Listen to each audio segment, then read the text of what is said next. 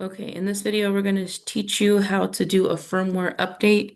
So number one, make sure you go to the DNP website and let me move this aside really quick. You're going to connect your DNP printer with the USB and the power cord. Make sure you do not interrupt the downloading process or the updating process at any point. You're going to go here. Let me see.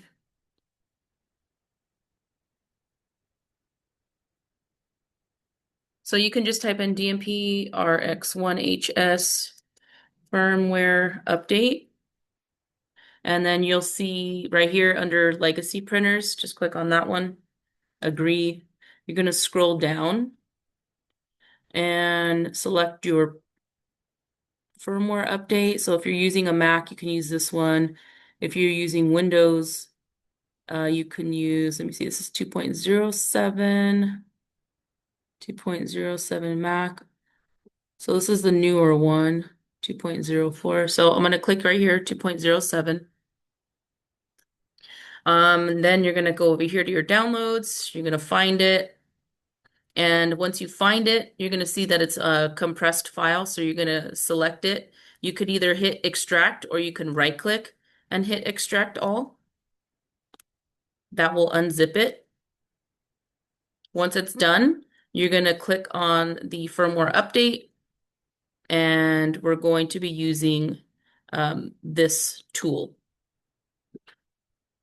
And then I'm gonna just scroll down right here. Make sure you guys are reading these.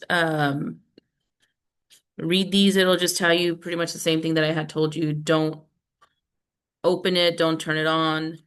Don't just let it run itself.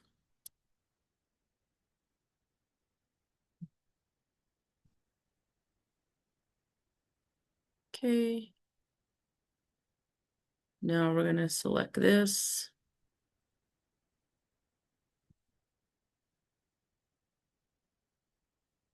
Wait a second. Is this HS? Yeah. Okay. All right. So we're gonna hit yes. All right, so this is the program that's going to be running.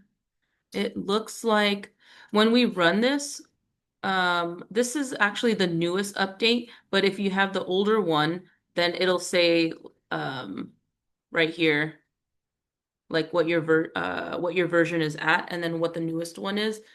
But if you have like an older version and your version is not 2.21, then this is the process you're going to do. You're just going to hit start and then let it run. It'll take about a minute. Your printer will beep several times. Just let it be complete. And when it's complete, then you are done. And then that's when it'll say it's safe to disconnect.